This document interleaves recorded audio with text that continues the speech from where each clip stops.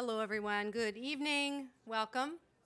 I'm Karen Tucker, CEO at the Churchill Club, and this program is called Socially Conscious Careers, Innovating for Good. We have with us 5 distinguished individuals to address this topic, starting with Josh Becker, Sid Espinosa, Randy Haykin, Nancy Heinen, and of course our moderator, Jen Ratay. Welcome and thank you all very much for joining us this evening. We appreciate it.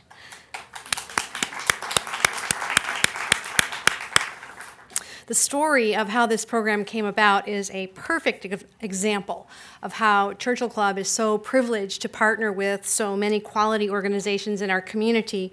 As you might know, we are a 501c3 not-for-profit business and technology forum. We present up to 40 programs each year in the interest of our mission, which is to encourage innovation, economic growth, and societal benefit. Well, Randy Haykin of the Gratitude Network and Michelle Sitton came to us with several ideas for collaborating on programs around social innovation, which of course is a central theme for us. So we iterated on the ideas with Randy and Michelle.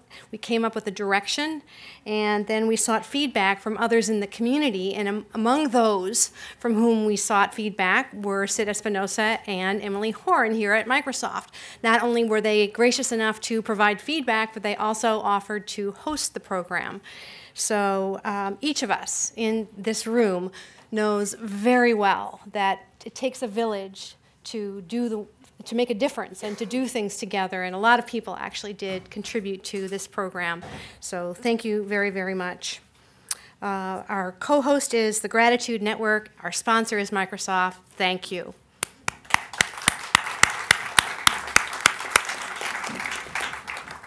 We have an amazing set of programs coming up, and I hope you will be able to experience them. The evening of Wednesday, May 13, we present Is It Still TV If There's No Television? This is about trends and their implications around content and audience engagement, a rapidly unfolding area, and a lot of new insights to be gained there. The morning of Friday, May 15, it's the Women Tech Exec Roundtable, a program that we present to empower and inspire women within the innovation community. And the evening of Thursday, May 21st, it is the 17th annual Top 10 Tech Trends debate with an all-star group of 5 venture capitalists who are going to compete for the audience vote by presenting trends that they believe will see explosive growth in about 5 years that are not obvious today. And then finally, the evening of Tuesday, June 2, it's about wearables and how design, engineering, and business model innovation can come together, and really look at how wearables could be pushed past the tipping point. We have an amazing group of speakers with world-famous designer Yves Bahar of Jawbone, engineering maestro Mike Bell of Intel, formerly at Apple, and serial CEO and entrepreneur Sunny Vu at Misfit. So I hope that you can come to one or all of the programs. We would welcome you to do so. And one final announcement, if you're tweeting, please use the hashtag Churchill Club, and you'll find other Twitter codes in your programs. So let's turn this over to Jen now to kick off the conversation, and thank you very much, Jen. Welcome. My pleasure. Great. Thank you, Karen. Good evening, everybody. Welcome. I'm Jen Ratay. I have the honor of serving as Executive Director of the Silicon Valley Social Venture Fund, commonly known as SV2. SV2 is based here in Silicon Valley. We're a community hub of more than 200 concerned citizens who come together to learn about effective giving and to make a positive impact in their community, both here in our Bay Area backyard as well as around the world. Our vision is for a Silicon Valley where everyone makes social responsibility a priority in their lives. Tonight, we've come together to have a conversation on how individuals, and potentially including some of you, can create meaningful, rewarding lives that integrate social benefit. Consider for a moment, is where you spend your time and talents, and I know we have tremendous talent in the room because I've seen the registration list, is it aligned with your core personal values, or really what matters most to you at the end of the day? Let's challenge ourselves to think creatively and broadly about the possibilities. And we have a terrific panel here tonight to help us do that. Josh, Sid, Randy, and Nancy, all individuals who have intentionally designed their life journey for a blend of both success and significance.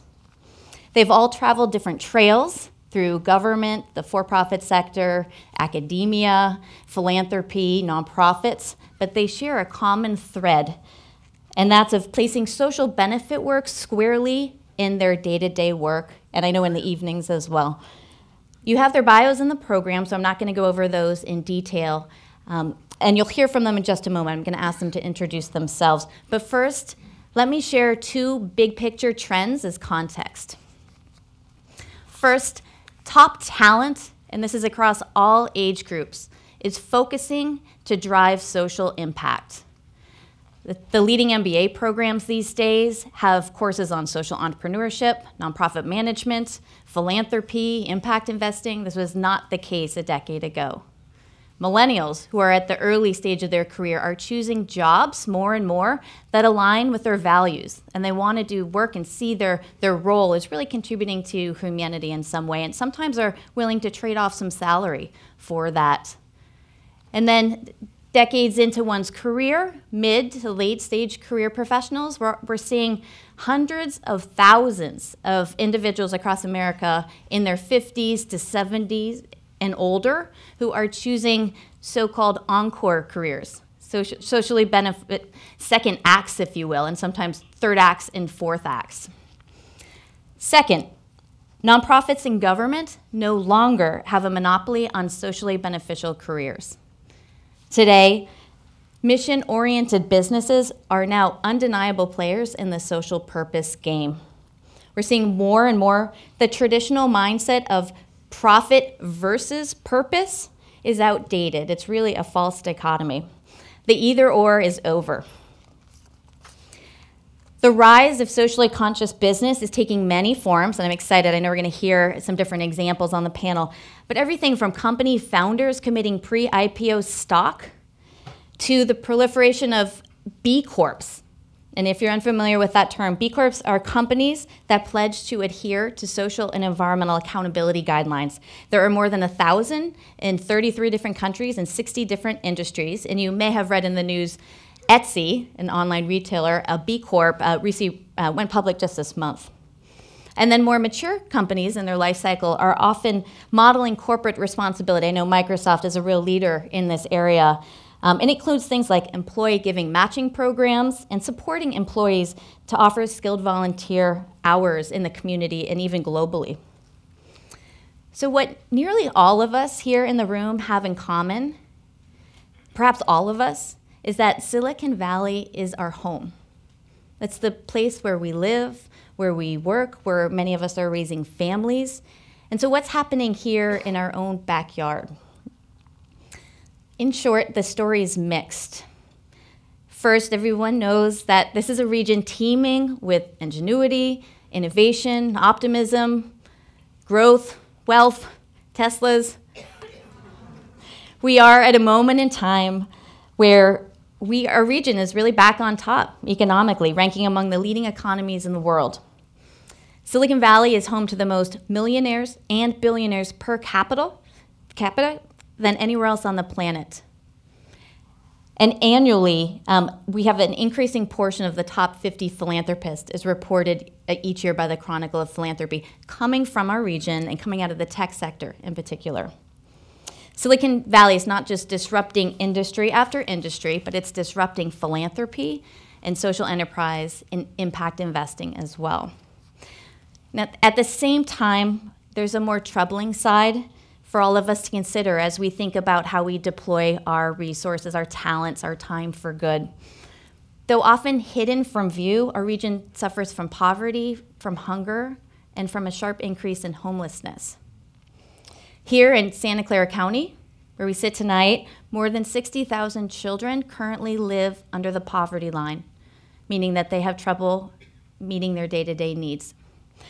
250,000 of our community members visit the local food pantries each month. And the total of number of people using food stamps has hit a 10-year high.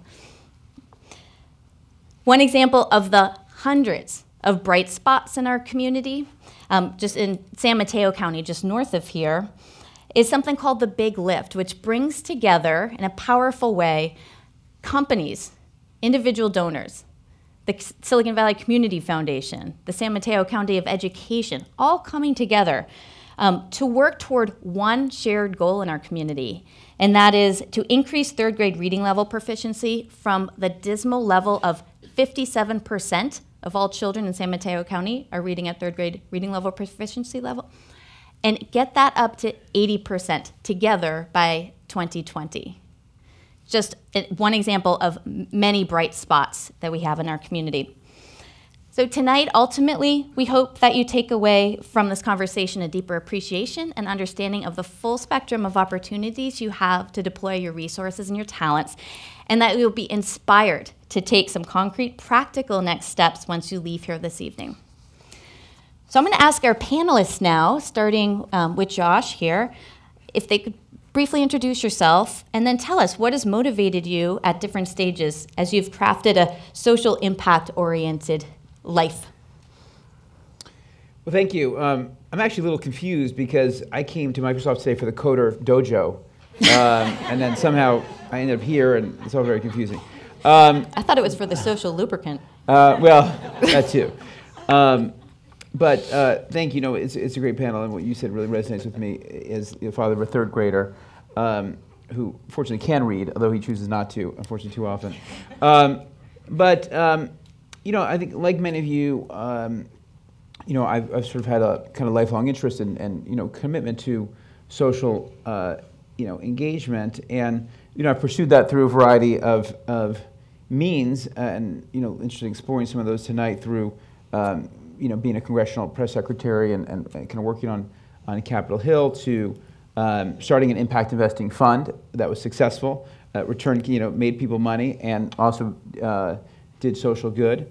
You know, to being an entrepreneur in Silicon Valley right now, running a company that's a venture-backed company, but you know, looking for ways to leverage my time, which actually also has a social mission. Started for 3 years as a public interest project at Stanford, but also helping you know, let other busy people leverage their time as founder and chair of Full Circle Fund, something that works, you know, closely with kind of SV2 and sort of analogous to some extent to really help people leverage, busy people leverage their time to have community impact. So, you know, I'm constantly looking and learning and at, you know, and questioning, you know, kind of how to have the biggest impact. And I think that, so, you know, I've done some various things that I'm happy to talk about, and also look forward to the discussion tonight. Great. Go down the aisle. You know, no, let's mix it up. Let's actually go to Randy. Oh, okay. I was going to start out by saying I'm a recovering venture capitalist, and then go from there. But so, you know, how I started to think about the social impact space and sort of career shifting, and which I think all of us have gone through, is my wife and I got involved in a group called Opportunity International. How many people have heard of Opportunity? Okay, a couple of hands. It's very similar to Grameen Bank. Muhammad Yunus, who got a Nobel Peace Prize a number of years ago. Those two organizations are very similar. And we raised 3 young ladies in Pleasanton, and I found that the two of us being involved at a board level with Opportunity, which does micro-lending around the world, enabled us to expose our 3 daughters to what was going on around the world. And as they were learning, and I was watching the impact that it was having on them, I started thinking about my own career shift, I think is what happened. And so in forming the Gratitude Network, which I started about 4 years ago, the idea was to take the experience of being an angel and a venture capitalist and an entrepreneur, like many of you are here in the Silicon Valley, and see if I could apply that to social benefit globally. And so, therefore, the Gratitude Network, I guess Opportunity International plus venture capital kind of got me thinking about Gratitude Network. So that was sort of the entry point. But I think I think a lot of us can relate to that when you see how your children are changed by something. I now have 3 young ladies who are in their 20s who are all service-oriented. And I think it really helped because, to echo what Jen had said earlier, not only do we have discrepancy here in the Silicon Valley, but if you look globally, half the world is living on less than $2 a day. So there's a huge discrepancy, and I see a couple of nods in the audience of people who have been out there. And so how do you educate our own children here that life isn't all about cars and all the things we have here in the Silicon Valley, but is about more of a global perspective. So I think that's what really drew me in. Great. How about you, Sid? Parents really is where it all started. My family has a strong commitment to service and to thinking about impact. My mom just finished 4 years in the Peace Corps and is now, she just flew today actually back to Ghana, where she's been living, working with children who have been rescued from trafficking situations. So I think early on, for both my sister and myself, she impressed upon us, for us in particular, I don't think this is necessarily for everybody, but that happiness and fulfillment would probably come through service and through finding ways to give people a voice who don't have it, or to address issues facing a community or a social cause. And so that led to working government and in the White House, at the Justice Department, with the Attorney General for years, overseas at an embassy, mayor of Palo Alto. I mean, sort of that side, policy and politics, and looking to have an impact in a community. Working with lots of nonprofits in all sorts of ways, from major capital campaigns to board service, to working at companies and thinking about how the private sector can engage that way, running the Hewlett-Packard Foundation and global philanthropy there for years around the world, working here in corporate social responsibility and philanthropy, and now in civic tech as well. And what's been interesting for me, and the real learning over time, which we'll probably talk about more, is how the sectors, and I think there's really been an evolution in recent years about the impact that cross-sector work can have, and thinking about how you connect the dots to have greater impact. We're talking about as well how each sector is changing, but there's also an overlap and a connectivity that I think can lead to huge change on some of our social issues, and I think that's really a trend that we'll see continuing over the next few years.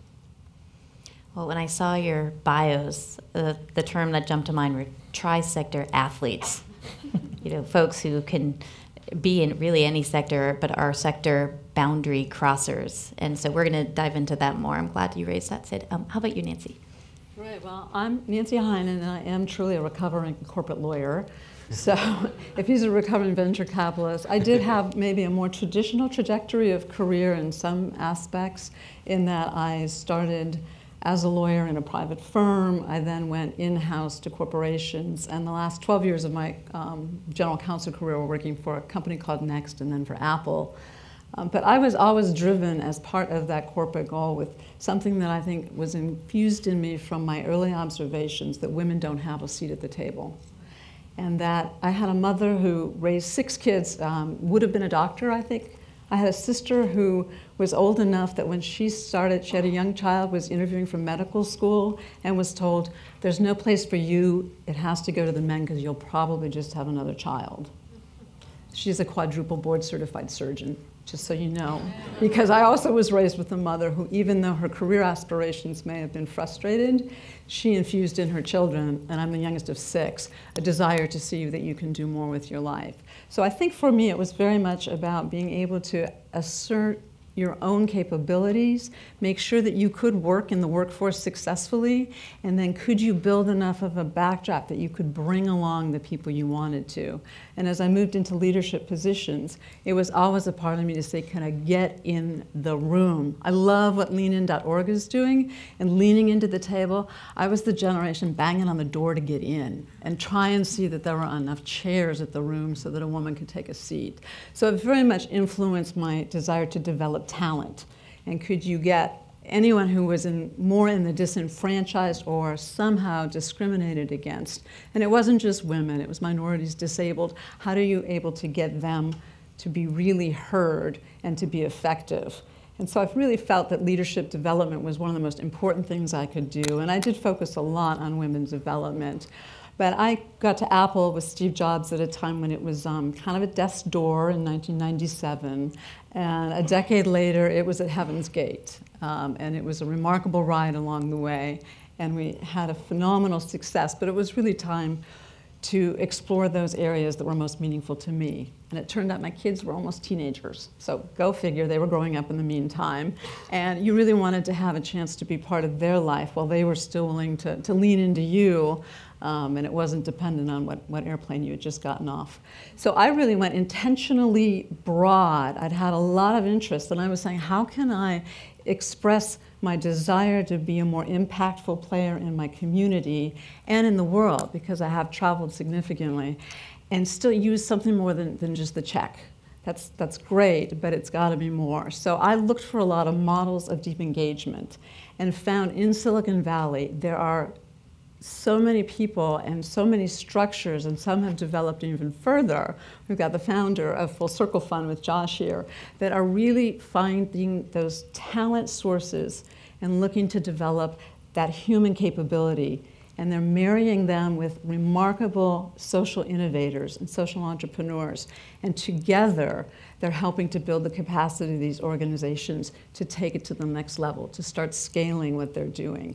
And so that kind of social change where you celebrate the success of the remarkable talent pool we have here, you marry it with these remarkable social entrepreneurs who have passion but often can't figure their way through the financial statements, or they don't have a great governance sense. They can't figure out how to segment their customers so they can be effective in their programmatic aspects. How can you marry those two together and have a more successful outcome for everyone in the community? So that's what I've been spending my time doing, and it's been an amazing part of the journey.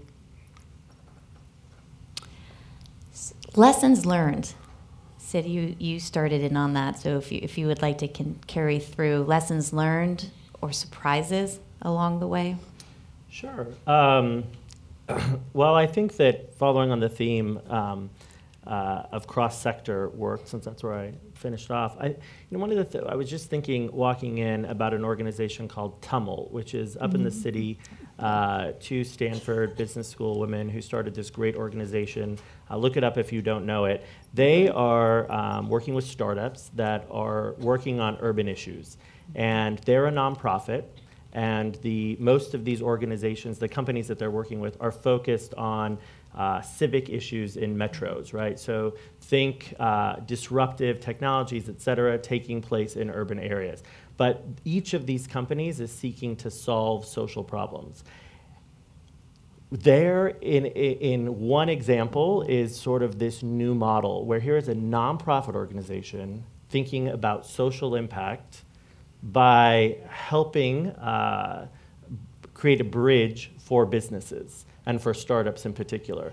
I think that kind of cross-sector innovation and conversation is where we're going to see a lot of thinking over the next few years. The potential is phenomenal and fantastic, and I think that there aren't sort of the boundaries of silos that we used to see between nonprofits, between business, et cetera. And I'm excited to watch that. I think it's definitely going to be a part of the future. Jen, you had mentioned the Big Lift, and that's one organization that SB2, where I'm board chair, funds into.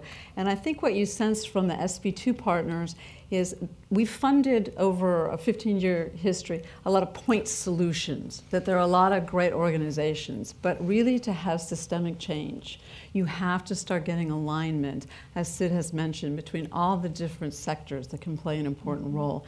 Government's going to play a role, corporations need to play a role, the nonprofit sector, the financial industry has to play a role. And so what I'm most excited about is seeing some of these collective action organizations all coming together, agreeing on an objective, then setting the metrics they're all going to be measured by. And that is not easy because they all tend to measure themselves and their outcomes differently. And it's a really exciting part. It's really hard. It's really hard, but there's incredible intelligence and a lot of research and a lot of pilots being run. And like Sid, I think if that cross-sector, what Jen taught me, she calls it the collaborative muscle. If we develop that collaborative muscle in Silicon Valley, that's how we'll start to get the systemic change. Like a big lift in San Mateo County, that's how we'll get these kids at third grade reading level. And by the way, they predict the number of prison beds in California based on third grade reading level. If you are not reading by third level, you're out by third grade. If you're not reading at that level by third grade, your outcomes are significantly impacted. Because until third grade, you are learning to read. From third grade on, you read to learn. And so it's such an important point. And finally, there's this recognition and an attempt to really try and solve it. And hopefully that will be a replicable solution that we can take to other industries. So it's really exciting work. And while this alignment is going on, I think there's another thing that I've learned about what's happening in the social impact space is the entrepreneur with a capital E. So when I was in business school 25 years ago, you couldn't even get a group of 5 people together who understood what entrepreneurship was at business school. Now I teach at Berkeley and at Cambridge in the UK and at the business schools. And all of the students globally, because I have students from Japan, from Europe, from South America, from the US, and they're all thinking about entrepreneurship. So the millennials and entrepreneurship has become a little bit inextricably linked. What does that mean for social impact is, particularly the millennials seem to, well, sometimes they don't seem to care so much, but other times they do. They are very socially conscious, as you mentioned earlier, Jen. And I think that those are our future leaders. So today's millennials are going to replace all of us as tomorrow's leaders. How are they thinking? They're thinking about how they can impact the world and not just take a job for a job's sake, but take something that's meaningful, that has impact, that is a life that is rewarding to them. And even to the point of not taking any job until they find, I find with my own teenage daughters, not taking anything, they rather wait for something to come along. But you can all relate to that. But I think that entrepreneurship at the same time, you can find entrepreneurs in villages in Africa, in doing water solutions in India, thinking about education in Colombia.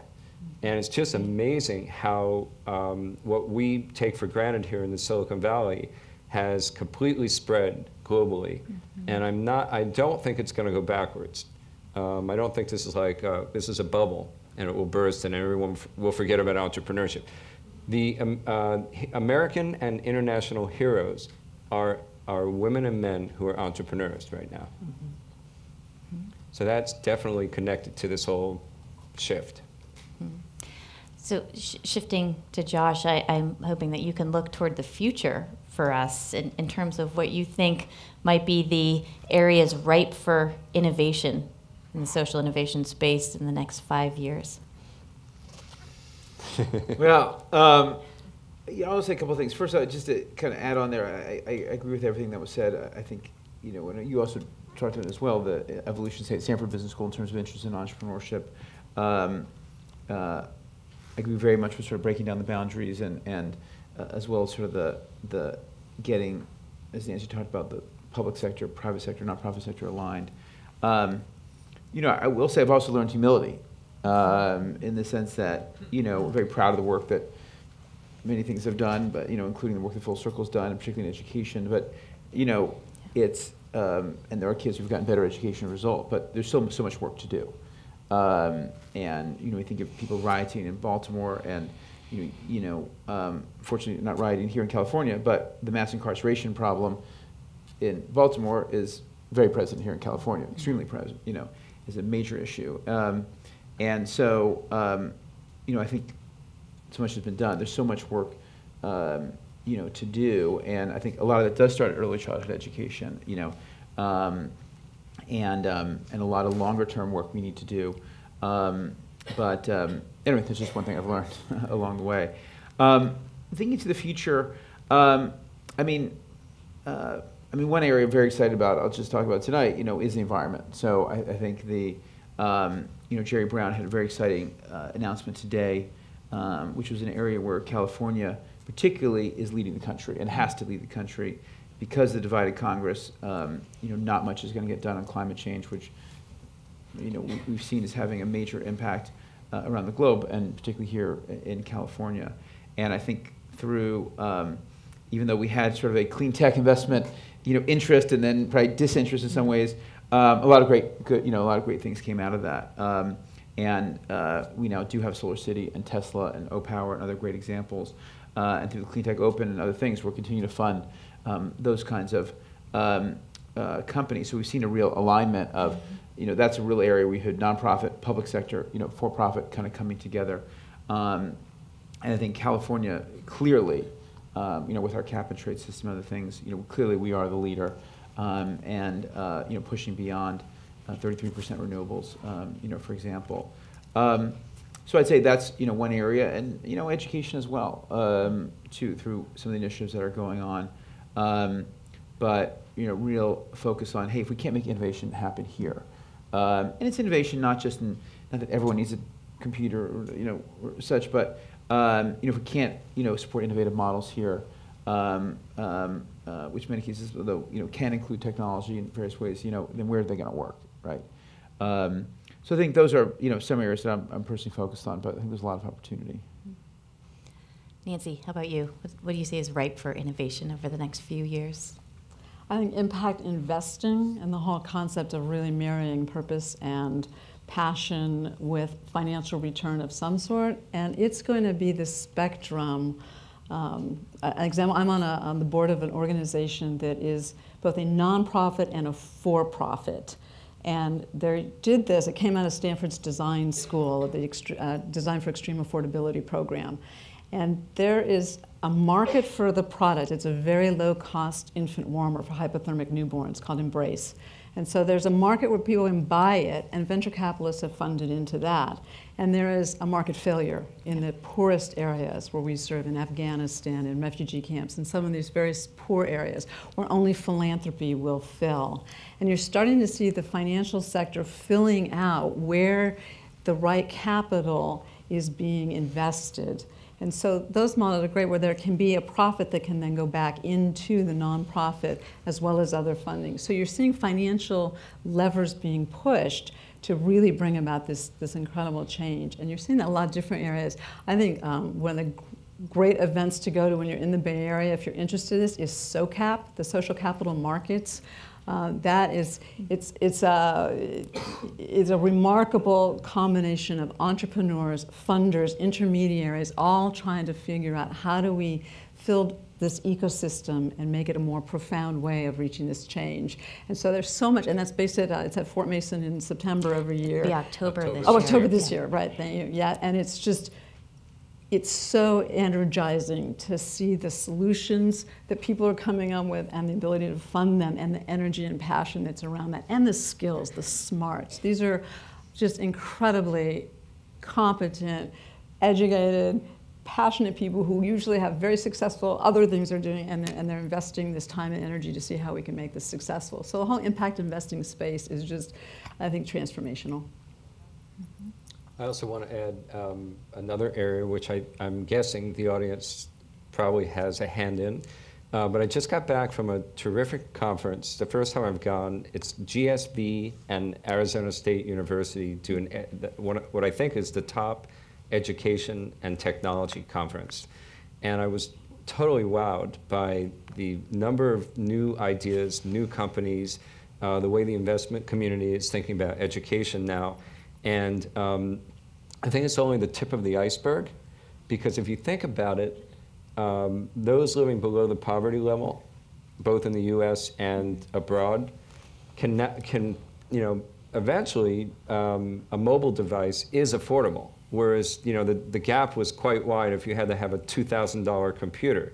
But mobile now really opens up a lot, and it means that a farmer in Africa, out in the fields, and there are thousands of farmers using their mobile phones and conducting business from their mobile phones, as a minor example. So I think education, therefore, becomes a lot more affordable and can easily be in the hands of even the most impoverished countries and children. So going back to the early childhood and all the way through the impact that it can have in K through 12 and even higher ed, I was just wowed by what the presidents of Arizona State University and several other colleges are starting to think about, how they're going to go global, how they can have social impact in what they're doing. Starbucks was, the founder of Starbucks was at this event and announced a major effort with Arizona State University where they're actually providing significant education to Starbucks employees virtually through distance learning and through local courses. So there's just so much, I think, that's going to evolve that's just on a fast track to spin. If I can build on that, I obviously work at a tech company, so it may be surprising that I chew on a huge grain of salt anytime I hear about technology solving social problems, even though that's the space that I work in, just because the social problems are complex and difficult, and not everybody has access, and technology is expensive and changing for all those reasons. But I will let me just echo that with that caveat, there are so many bright lights and examples of transformative work being done through technology. And going back to sort of this younger generation, we run a competition called Imagine Cup around the world as part of our Youth Spark initiative in Philanthropy. And I was a judge in St. Petersburg, Russia, and contestants from all around the world were there.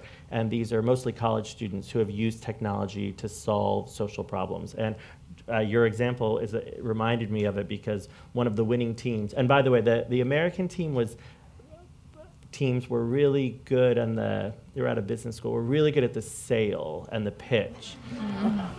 Truly. But the innovation, I mean, the team from Romania, the team from Ethiopia, the team from Portugal, the team from Taiwan, I mean, the innovation that was happening all around the world, phenomenal.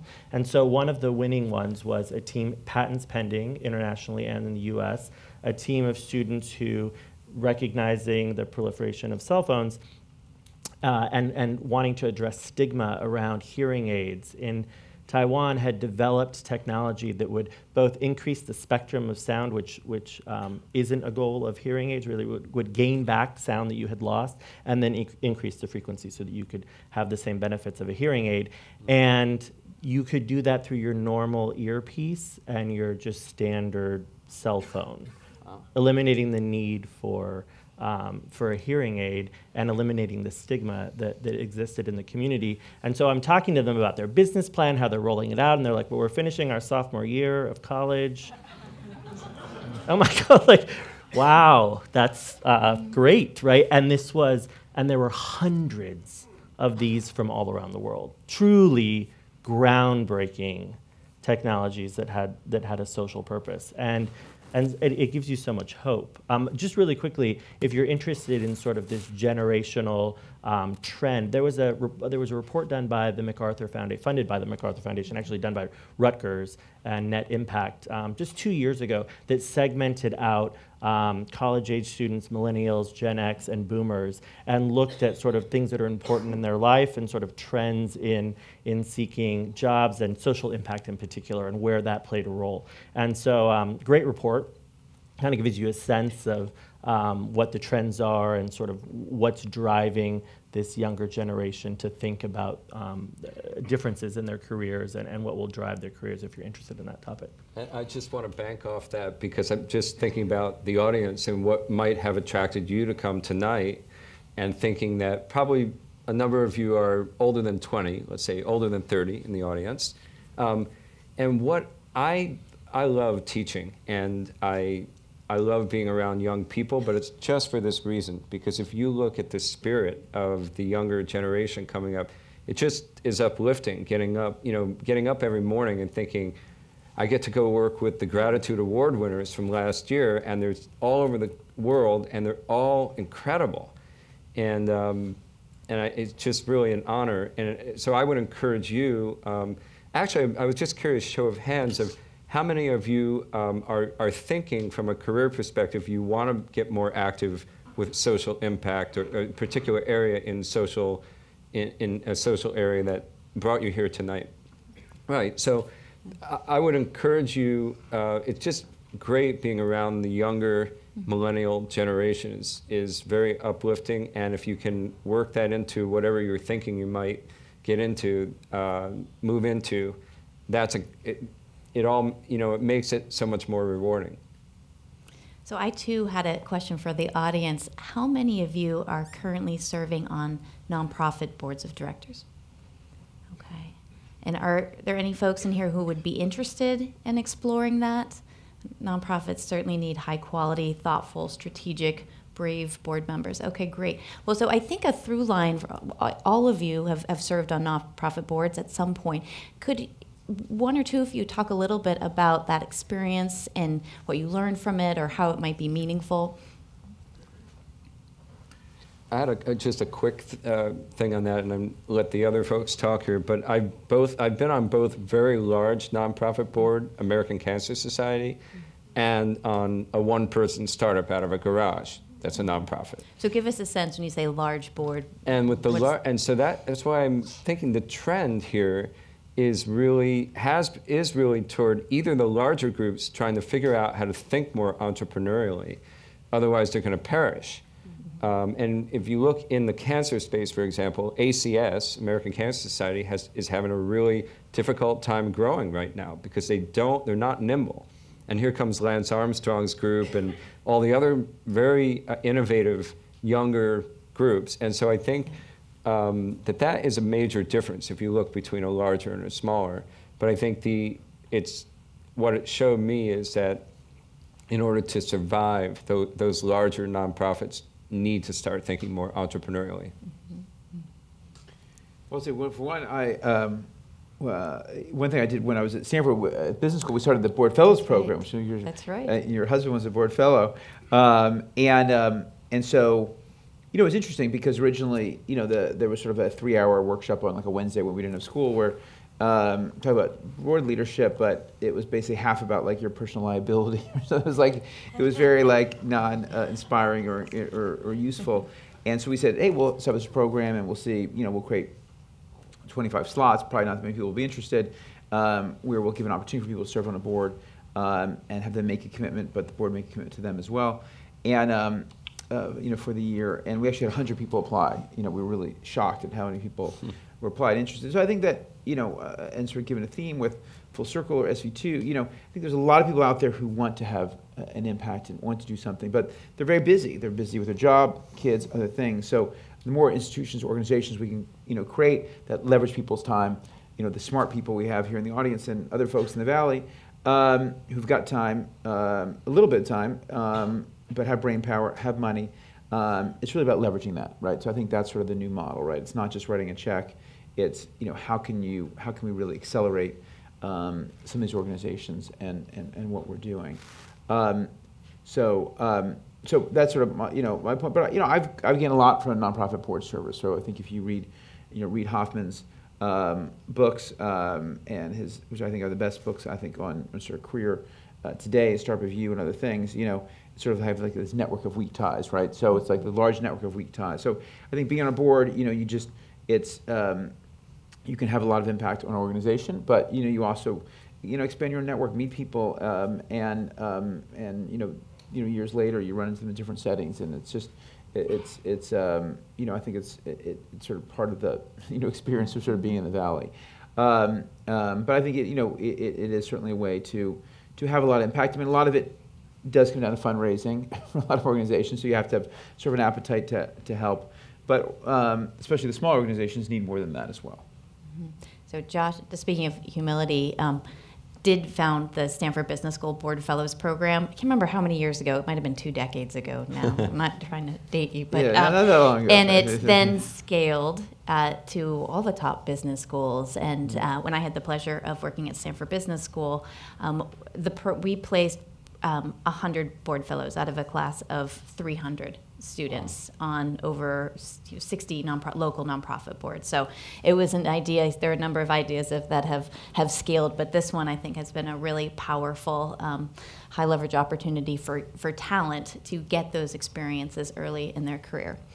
So anyone else want to make a comment on board service? Yeah, I think there's one thing, an observation I've had is so many extremely experienced for-profit people have trouble accessing the decoder ring for the nonprofit world. Mm-hmm. And sometimes there's a reluctance to actually do it. They want to do no harm, which is helpful, but they don't really see how their skills are applicable. And I think it's one reason SB2 exists in a full circle fund. How do you give people experiences that give them that confidence to understand how the application of these skills and experience can play in a nonprofit while still honoring what the nonprofit's mission and the fact they're driven by different metrics and different outcomes than a for-profit. So finding those opportunities to really kind of decode the process is a really important part. And there's great organizations around to help with that process. And really it's about having the experience and encouraging people to just try it. I mean, you do bring an important word that Jen and Joshua is humility. You're not going to be the expert on what their program is, in other words, what their solution is to solve it, but you bring in great opportunities for them to learn from you, and really finding that expression and that active listening of what they're saying and how you might translate that is just, you just have to do it. I mean, it really is one of those where just do it, or find other organizations that can give you that experience to help you along, guiding that journey along. But too many people are afraid to make that step, and I think we miss out on some great opportunities for scaling some great innovations. And I would just add, I think, and we have I can reflect on the fact that we have a board placement program here that we do in partnership with the Community Foundation. There are orgs out there, depending on the type of, for those who haven't yet been on a board, depending on the type of organization you'd like to join that can help with that placement and connecting those dots. But one of the things I think that's really important to think about and be true to as you go through that process is the self-discovery about what you're truly passionate about, right? Because there are different motivators why people join boards, and here I've just seen again and again, as we talk to execs about it, they'll say, well, what's most important to the company? How could I help the company? Like, what are our top nonprofit goals? I can guarantee you will not want to go to those meetings in 4 months, right? We work so hard to figure out what do they really care about. Well, always, like education. Why? Like, what have you done in education? Like, my kids are in school. Pretty much the only thing I do, like, outside of here is my kids in school. And so you dig at special ed, adult ed. Are you interested in girls in science? And they're like, oh my gosh, I just thought education. And so you dig deeper. What do you do on the weekends? You know, I kayak in the bay. What do you think about that? The bay needs to be cleaned up. This is crazy, right? And you see the passion start to come out, and you're like, there's a great organization called Save the Bay. Let's talk to them about, like, because you see that. And so I think you might automatically think that education's where you want to save the world, but really doing that deep dive, because it's hard work, and these organizations really need the skills that you can bring, and hopefully with most orgs, fundraising is an important component, so that as well, and sort of opening them up to a new network of people. And you have to be committed to that. You have to, it's work. And so, you know, it's important to think about, you know, what issues you're going to have a deep enough passion around that you're going to have that sustained commitment. Can I just comment on the fundraising side, because I think that dissuades a lot of people from even making this step. They're just like, oh my God, it's just going to be about asking all my friends for money. And it's really not. It's about telling your friends why you joined an organization. And Sid has said it, you know, so beautifully. If it's something you're passionate about, if you've done that work and you have found something that's really working, you just tell your friends, wow, here's why this is important to me. They may or may not find it important to them, because everyone has to be on that journey of finding their own alignment between the passion and where they want to invest. But it's sort of demystifying that if I can't get people to write this big check, then I don't want to do it, that I think is a real hindrance to increasing the ability of nonprofits to access the networks. Let them tell the story, but just say, okay, I'm willing to have 5 of my friends hear about it, hear why I joined this board. And it's something that we need to demystify more. Yeah, there are always great organizations, and there are people who can always get funds to write great checks, and a lot of public charities rely on that. But that's not really the heart of board service. It's really sharing what the passion is, why this program is important, what impact it's going to have, and why you believe in it, and the leadership, and then letting that relationship blossom. Because I bet every one of us has written, whatever bike ride one of our friends did for whatever charity or whatever walk. We've all written a lot of those checks, but it's not an ongoing relationship with the organization. And you're trying to create that opportunity where they can go deeper and learn more and then decide if that's where they want to do it. But it's important. The fundraising is not unimportant, but how you do it is really a much broader panoply of things you can bring to it than just asking your friends to write a check. And Nancy, before you had mentioned, just do it, in the spirit of getting out there and trying things. So to get really practical now, I'm hoping that each of you could share 2 to 3 concrete recommendations for the audience, for folks who are interested in getting started on a socially conscious career path, or maybe doubling down on a socially conscious career path that someone's already on a journey. I'll take a crack at it first. Actually, I put a little list together. Here's what I think is a great way of or at least what I did when I was making a shift, is I put a list of the best books I could find together on this area of kind of shifting into social impact, whether it was education or whatever. And we'll probably talk about this after on the panel, but I would recommend that you the way you can find your passion is by diving into some of these books, some of the websites, some of the blogs that you can follow, and kind of see what other people are doing until, just like Sid said before, eventually the light goes on and you go, that's really interesting, and that's me. That fits with my skills, with my interests, with my strengths. And I think it's that intersection of those two things that you get that aha moment.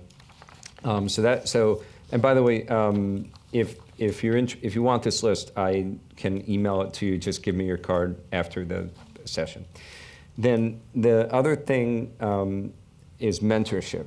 When you were talking about demystifying the whole idea of working for a social for-profit or a nonprofit, either one, that it's not all about fundraising, but that is something important you can help with.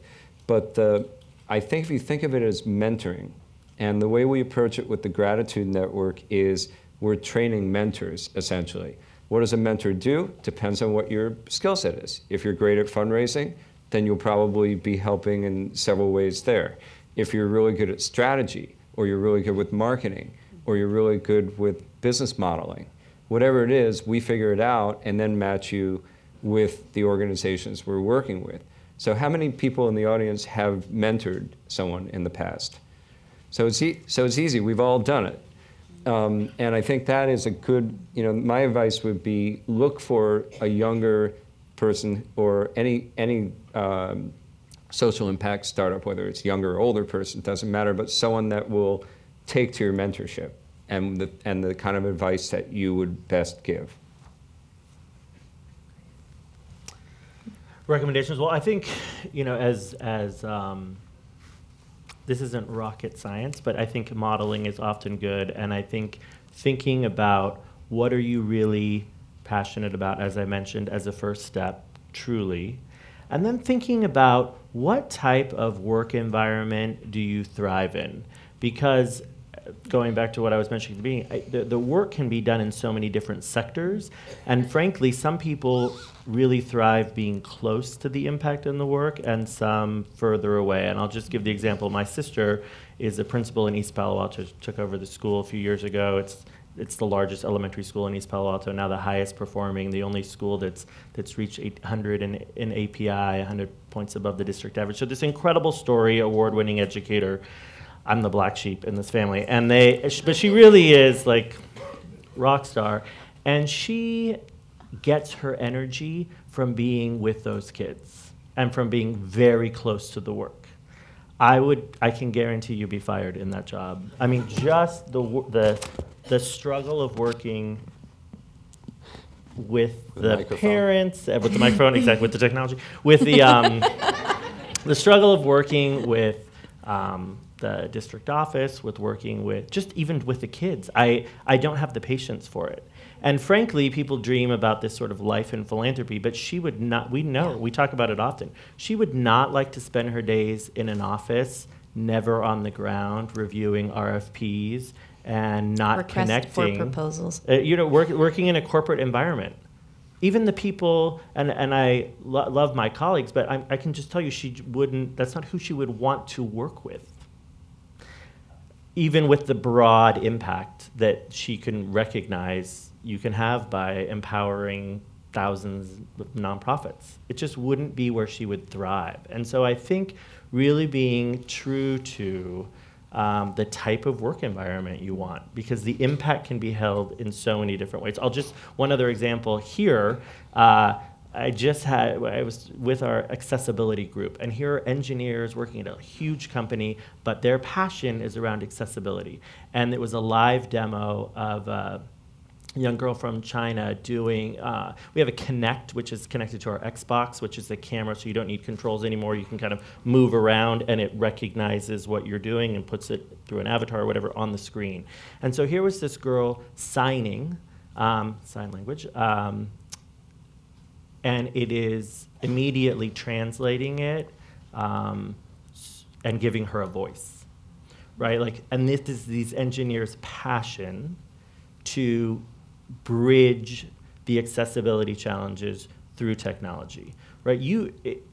The sector, think about the work, the impact that you want to have, and the type of work environment that you want, and then your skill sets as well, and kind of what you bring in background or interest, and you'll see it evolve. But I think you have to be, it's not just you want to have a social impact, so it's obvious where you should work or what that is, because there's the innovation and there's the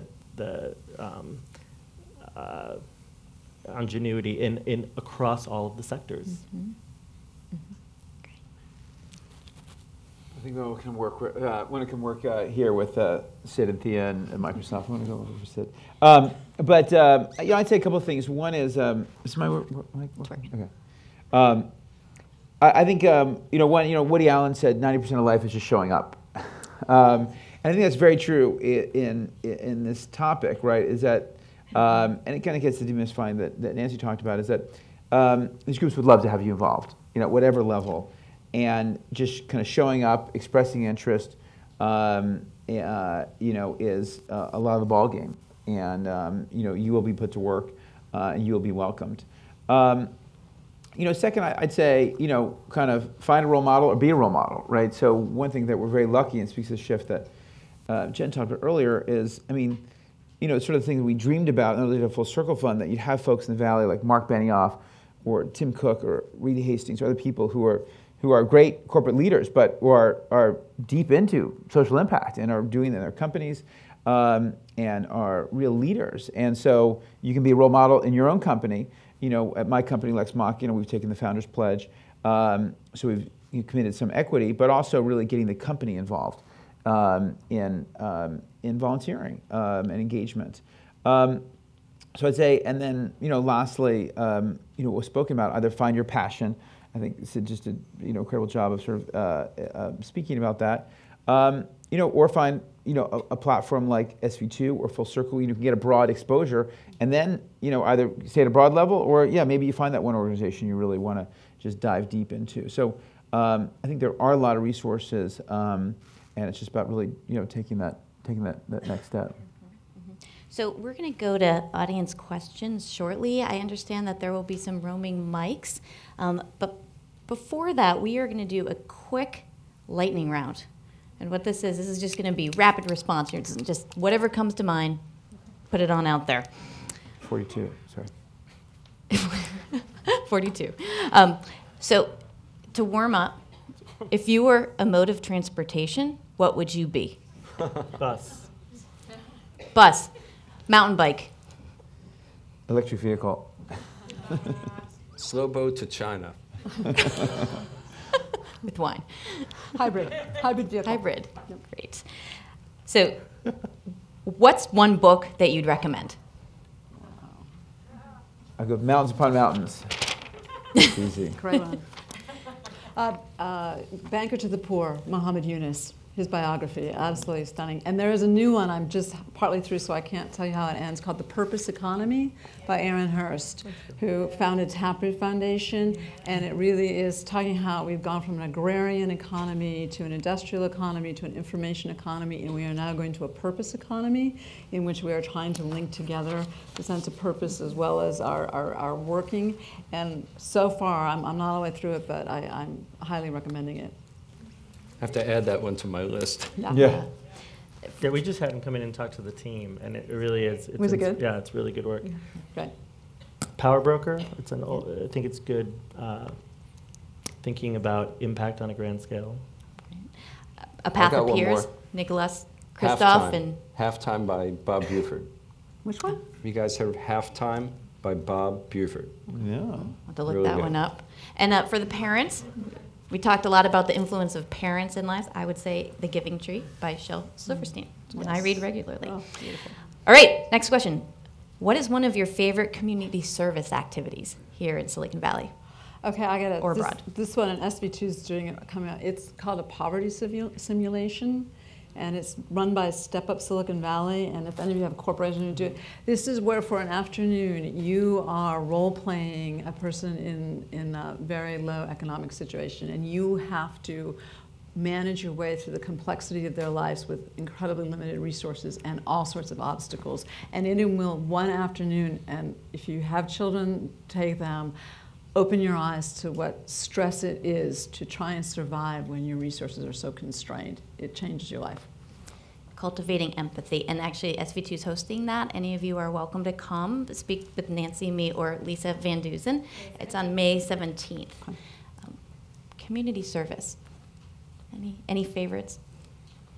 Well, the example I'm going to give I haven't done yet, but I serve on the board of the Nature Conservancy California Council here in California, and I got an email recently that said, do you want to be a baby sea turtle hero? To which I just responded, yes, I do want to be a baby sea turtle. And it's a trip to the Solomon Islands to work on the conservation work they're doing there as the baby sea turtles are hatched, and frankly there's a lot of poaching of the sea turtles during that time because they know they're on land, and it's a major issue. And so I'll be going. I haven't done it yet, but I'll be going. Protecting the baby sea So that's what turtles. I'm most protecting the baby sea turtles. That's fine. Excellent. Oh, so I'm excited for the poverty simulation. I really want to try to go to that. I'll go there. I'm focused on stuff we can do with kids. So the old beach cleanup. So just kind of getting out there, being part of nature, cleaning up. It's great. Mm-hmm. And I just add my new red shoes up in Redwood City. Mm-hmm. Yeah, we have my groups there family's done go, that, and yeah. I have a 4-year-old and a 7-year-old, and they are writing about this in school, just how they've learned that not every child has a new pair of shoes to wear the first day of school, and just making sense of that. Okay, last question before we go to your questions. What's one of your current go-to resources, not books, anything else, for keeping abreast of social impact issues? Stanford Social Innovation Review, SSIR. Absolutely. I mean, it's a subscription, and they probably could use the money, although it is Stanford. But if not, they have blog posts. If you don't want to pay, they have everything that's current, incredible research, incredible models, great commentary. SSIR, really remarkable. Webinars, Webinars. blogs. That's a good one. I think the other thing that's interesting to think about now is for each of you, sort of as you decide, I know this isn't the quick answer, but is thinking about the fact that so much information sharing is happening through social media, and who are those points of light for you, depending on your subject area or your issue, right? So, for me, it is not a single source anymore. While there used to be sort of one place in different points in my life I knew I could go to get information. It's thinking about who's doing blogs that are really making a difference, or who's thinking thoughts or sharing readings that I really want to be engaged with, and making sure I'm part of those networks.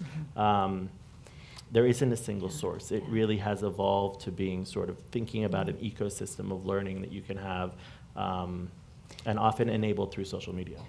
So I love that. My answer was SSIR, but it's been mentioned. But the content curation, so a tool I use called Paper.li, paper.li, and you can pick your top 20 to 25 sources. They can be blogs, they can be Twitter feeds, and it just curates each day, slurps from all these different sources, comes into your email box, and it's just, it comes to you versus having to spend all the time to follow your source. And you kind of fine tune it. I've got social ventures, impact investing, the Silicon Valley Business Journal, and it just helps you keep track. So I highly recommend tools to help you as well.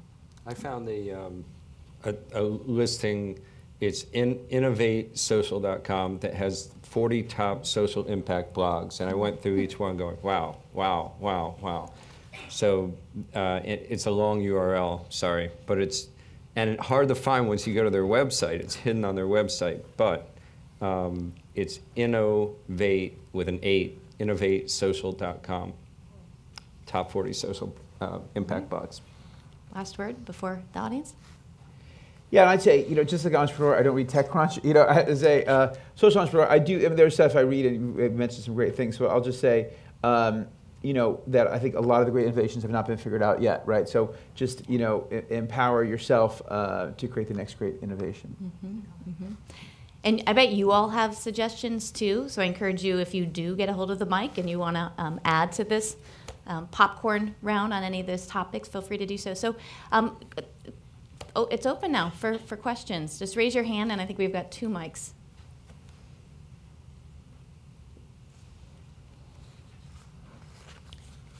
Thank you very much for the presentation. My question is that when I think of an innovative nonprofit that has a lot of social impact, I think of Khan Academy. Mm-hmm. And when you hear what Sal Khan talks about his decision making it a nonprofit versus a profit organization, it's very inspiring because I think the Khan Academy is today what it is because it is nonprofit and it has such a global reach.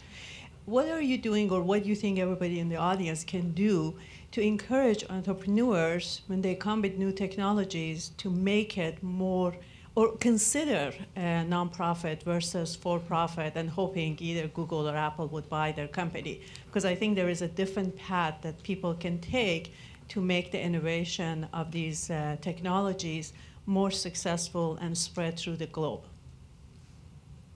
Thank you. Would anyone like to take a stab at it? Thank you for the question. I think there's always the balance between sustainability. You want a social entrepreneur to find a path to sustainability. And so if there is, as in Saul's case, sufficient funding, if you have the Gates Foundation and you have that, where you can do that, it's fantastic. Not every social innovation is going to find that kind of capital available. So sustainability is just a day 24/7 thing that most social entrepreneurs have to deal with. So there are different models. I mentioned one that's a hybrid. There are different models evolving to say, can I be a for-profit and a nonprofit? Can I scale? So I think each entrepreneur has to decide where is there a source of revenue in an education, perhaps where there is a fee-for-service that's available, but they might need to augment it. But they need to be so concerned about sustainability to ever get to scaling the kind of impact they want. So each model will be different, but it's a consideration that I think a lot of them make. Maybe they start for profit and later they can do a foundation or an organization, or they can do a TOMS type model where they're giving away some of it at a time. But if they can't get to sustainability, it will die.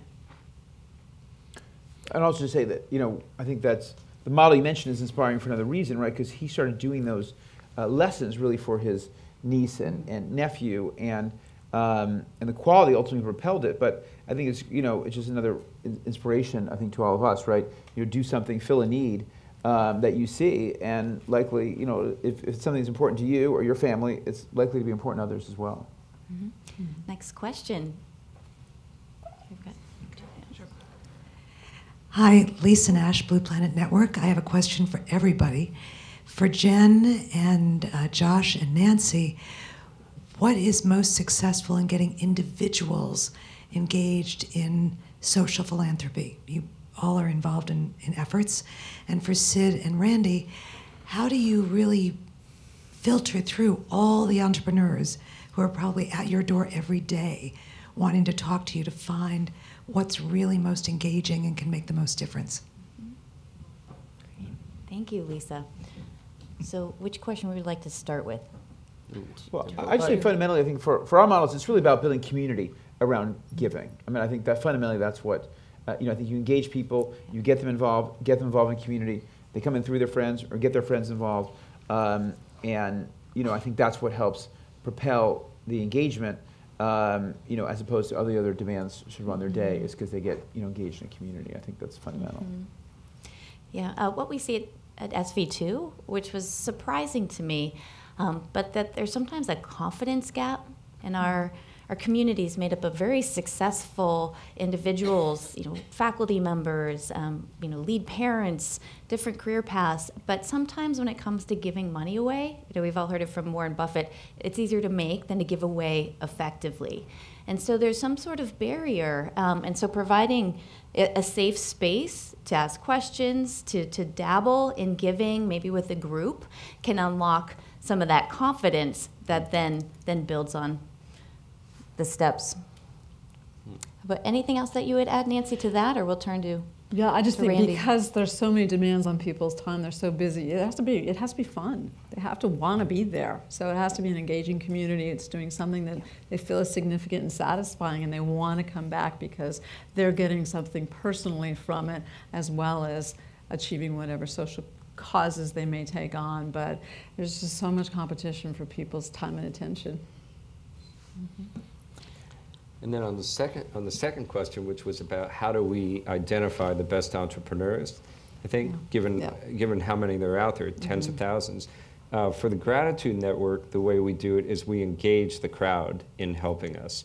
For example, we were talking about SOCAP earlier. SOCAP is allowing the Gratitude Network to do our award program with SOCAP each year. So last September when we had that, we basically had involved probably something like 15 or 20 judges in the process of going from 500 applications from around the world down to 4 winners. And so by using the power of the crowd, I think that helps. It's a little bit, I think that's actually going to expand in the future, by the way, where the power of the crowd will become an even greater mass audience. In a way, if you look at Kiva, for example, which has been a poster child for social impact, Kiva is a great example of finding the best entrepreneurs through the crowd. So that's one. The things I tend to look for are entrepreneurs who can really move the needle. So trying to use entrepreneurship as a lever, as a major lever, as opposed to other forms of philanthropy. For me personally, the entrepreneur has the ability to impact a great many people if you can pick the right one. So that's sort of the tricky part. Passion, which we talked about before, I think is critical, and kind of a team. Usually it's not just a single entrepreneur. It might be an entrepreneur that came up with the initial idea, but you really have got to look for a balanced team that is going to be able to scale the original concept. So I think those are a couple of the things. And we used a couple different models. I'd say in general, the field of philanthropy and the field of corporate philanthropy in particular has, yes, thousands and thousands of requests that come in every month from every type of issue, right? And so you get very, very focused on what impact you're wanting to see. And then you're either running an RFP process where you're seeing what's out there and sort of setting up a plan to accomplish that goal, or you're setting up an ecosystem of people that you think can make that happen, right? And you're testing things to see whether that can happen. You also rely a lot on partners. And the last question took me back through a few years of history where we've been funding for years the education category of the Tech Awards through the Tech Museum, if you're not familiar with them. And the Khan Academy was a winner a few years back. And so talking to Sal even before that had really taken off, helping to connect for him an entire network of funders and the Gates Foundation and others that could take it national. But we knew early on that the partnership with the Tech Museum and the Tech Awards would help us find those entrepreneurs who were really doing that cutting edge work, and then we could connect with them and help them build a network of folks to make that work happen. So often it's done in partnerships, like we work with the Silicon Valley Community Foundation and others to to make those things happen. Next question.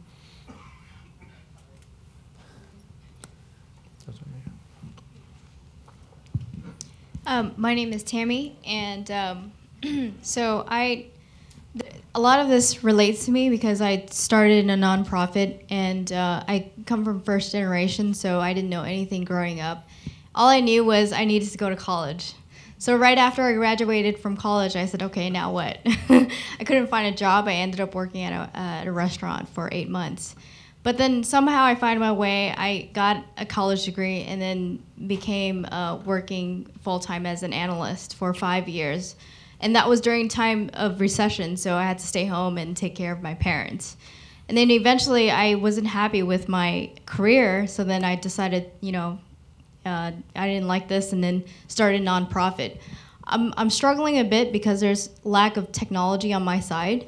And what is your advice on, having an idea and then having about probably plus 50 membership in my community, in my nonprofit, but yet there's no solution to scaling because I'm doing this all mostly manually. And it's basically the idea is informational interviews for 30 minutes, like a dating website. So it's like Tinder, sort of like OkCupid, but you're kind of shopping for careers instead of relationships. Well, Tammy, I know we've got some expertise. I'm sure you can connect with one of the panelists, and I'm happy to chat too afterwards if you can stay. Where something that you said struck me that, technology. It was hard for you to get technology. Where I went with that, and I think it's a point for the whole sector, is funders these days still do not fund technology oftentimes, or core organizational support, or leadership development for nonprofit leaders, or board development work, or business plans. So basically the core infrastructure and systems of a healthy organization. An angel investor would never earmark their money specifically for a program and starve the organization. Well, the funding system that we have now does do that in some ways. And so I would encourage you all, if you're thinking about how if you're a donor, can be most effective in your giving, to try not to earmark your money to a nonprofit and instead leave it up to the talented executive team or board to decide where it can create the biggest impact. It's letting go as a donor at the same time. Only 25% of dollars are unrestricted, and if you can provide multi-year support, even better. So one suggestion that might help with technology, and we're happy to follow up afterwards on your specific question. Yes. Actually, I have a question for your audience. How many of you are nonprofits? Are nonprofits? Are you employed by a nonprofit, or do you run one? Okay, on behalf of all of these, you guys have immense resources, incredible connections. If you were talking to each one of these individuals, and I'm Gail Carpentier with TechSoup Global, and we have the privilege of working with some amazing companies. But for these people who don't have the access to the resources that we have and are fortunate enough to have developed, what would these people need to know to get your ear, to get your support, to get you to help them go the next step? How do they introduce themselves to you? What's been the most effective pitch you've ever heard, and how can they learn from that? Great question. I'm happy to take a quick first stab, but I'm really curious to hear what you all have to think. I spent 6 years working as a program officer at the William and Flora Hewlett Foundation. What really resonated with me was nonprofit leaders, and if nonprofit board members also have the same vision, what does success look like? How do you know if you get there? And what are the key steps along the way that would be suggestive that you're on that path? And that, it sounds like a very simple framework, but oftentimes in our work in the nonprofit space, it's hard, it's challenging. So to really look for a team who's done that thinking, I think is really important. Also, humility and coachability. So not being comfortable saying, hey, I tried this, and here's what I learned from it. I think that's really powerful, and of course there are power dynamics between nonprofits and funders just by the power of the purse. But particularly here in Silicon Valley, talking about failures and what you've learned from them, for me personally, I think that's a real sign of confidence and a continuous learning mindset, a growth mindset that I think is really essential, a predictor of success. Yeah, first of all, congrats on the work that you do. I mean, as you probably know, TechSoup Global was a Full Circle Fund grantee. I mean, you funded the computer recycling initiative that was very successful. Anthony Lee was one of our members who's, I think, still on the board, and a great guy. So I think, but I mean, I echo a lot of things that Jen said. I mean, I think that, you don't want to conflate things too much, but I think things as you look at as a venture capitalist, really there's a lot of analogies, right? I mean, you're looking for that passion and leadership, but it has to be combined with a plan that Jen talked about, a plan for success, right?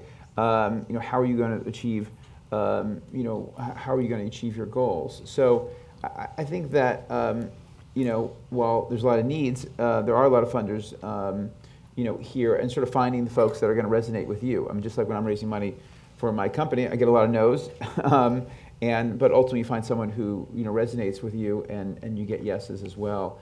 And I think it's that's part of the hustle of any entrepreneur, or the social entrepreneur, or for-profits, or kind of finding the right people, getting in front of them. I think telling the story and finding someone who either resonates with your issue area, but hopefully really with your passion and with your plan to have an impact. Anyone want to add anything that hasn't already been said? Well, I'll just, I would be remiss if I didn't say thank you for the partnership with TechSoup. We do hundreds of millions of dollars of technology philanthropy with them every year. Echoing that, I think that, and saying it in a little bit of a different light, you as a philanthropist get, sometimes people see the connection as like, here are folks that have funds and we really need funds. And if they just hear what we're doing and the cause, they will be inspired and they will get it. But we're in a profession where we're getting very focused on the impact that we're trying to have. So you can't go to a barbecue without being cornered and, runs a seeing, the Seeing Eye Dog program, right? Like, we don't fund that, but you will get cornered for an hour on that. And so I think it's really doing that homework ahead of time. Most foundations have really specific focus areas and things they're trying to get done. And it's not just the access to those people. And when you do, like, if we could just get in to fill in the name of the company and meet that development team and they heard what we're doing, they'll get it. No, right? Like that won't. But I think the bigger picture and the difficult question to have is and it is that power dynamic, is the reality of, like, what is the role of philanthropy and how is that evolving, both locally and internationally? Because the truth is, most foundations are not looking to fund organizations for a long period of time, and definitely forever, right? They're looking at scaling certain programs, showing by example something that's working so that it becomes policy, right? They're not looking to become your long-term funder. And every organization says, we want to build a long-term relationship. This isn't just, we don't want a one-year grant. We want this to be multi-year, which is true. You want to see multi-year change and success. You're supposed to run that program. But I can tell you from the beginning, the funder is thinking, and then we need to have an exit plan, because we're not going to be with you forever, even if you're doing great things. And that reality is not talked about enough in the relationship and in the dialogue, so unrealistic expectations are being set up from the beginning. And I think that's it's a difficult conversation to have just because of the power dynamic. But it really leads to some fundamental breakdowns in understanding how the two sectors work together. Nancy, I was going to say two other, the question in part pertained to how do you get our attention? Two ideas come to mind. One is the power of storytelling, which you both alluded to here just a moment ago. Figuring out how to explain what you're doing in simple enough terms that your 6-year-old can understand it on one hand, but that you can pull at some heartstrings on the other hand, and all your passion comes out in that story. This is not easy, actually. So it takes some practice, rehearsing. It takes some thought about why am I actually doing this? How did I get here? Why am I really that passionate about the thing I'm working on? Or if you're helping somebody with their approach, the fundraising, it's helping them figure out why they're doing what they're doing. So that's one. Second is, I think it's the way you approach people, because even though we're all busy and we might be looking for something specific that we're funding, I think if we were all approached in a way of, gee, I'm looking for some more feedback. I realize this may not be a fit with exactly what you do, but I would like to get some feedback, and here's what I do. Would you be willing to give it? Now, you guys may say, no, we don't have the time for that. I would take that. Every week, someone comes along that is so infectious with their passion for what they're doing. Like today, I took a phone call from a 16-year-old who's starting an incubator, but he's like got the mind of a 30-year-old. How do I have time to talk to a 16-year-old? It was so amazing that what the 16-year-old was thinking about at his age. I had to take that call. And I had a half-hour call thinking, how can I help this young person? It wasn't really what I'm focused on, but I got it was fun just hearing what he was doing and figuring out where can I give back to him. So, and I think all of us are that kind of personality that it'd be hard for us to say no if you came at us for suggestions. Maybe. So we are running short on time. I know we could go on, and we're happy to speak with folks afterwards. And I hope you can connect with each other, too. As I said, there's a lot of talent, a lot of experience in the room here. So I'm going to start closing us up with one final lightning round question. Uh-oh. Is there any one message in a bottle that you'd like to convey, just one piece of wisdom or advice to offer tonight?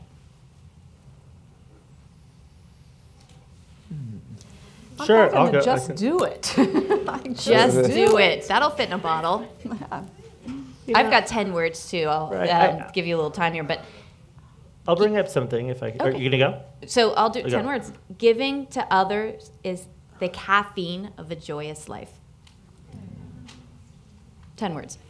Oh, yeah, mine's not going to be 10, but right. Well, it's just because it hasn't come up yet. I think another part of what's important about, especially if you're thinking about changing into a different sector or thinking about social impact work in particular, is to think about how you don't get worn down by it, honestly. Because I remember being, when I was finishing graduate school, one of my professors gave the advice that he's like, if you're going into this work, it's tough, and you might be working on healthcare for kids for 15 years, and then at the end be like, nothing has changed. Like, what is keeping me motivated? And it's important to, there are all sorts of ways to do that. Your family, the issue, the scale, et cetera. There's ways to stay motivated, but go into it thinking about that, because that is real, and you need to stay energized throughout this work. It is wearing, and I think it's important to think about that at the beginning. I will chime in with one of my favorite Bible verses: "To whom much is given, much is expected." And if you think about how we're living here in the Silicon Valley, I'm looking around the room, and I know many of you, and I'm just thinking, how lucky are we to be where we are today? And if you take the time to see how the other half of the world is living, it's not quite as luxuriously. So, to whom much is given, which is all of us, much is expected. I can't say anything better than that, so I'm going to on the Randy's. That says it all. You know who can say something just as good? Karen, would you like to come on up here? I think we're Honestly, I think part of the inspiration that we can take is from conversations like this, and we really appreciate how candidly you share your points of view and how honest you are in general.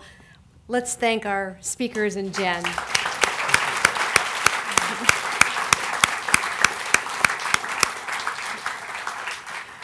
That's what fortifies me. As a very small token of our appreciation, we have for you the Churchill Club Speaker T-shirt. Right. We hope you wear that in very good health.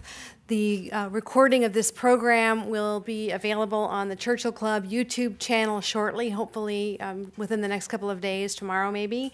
And that is youtube.com/Churchill Club. You will find our recordings of our other programs there and as well, and we hope that you will find that to be a very helpful resource. And you have been a wonderful audience. Thank you so much. See you next time. Good night.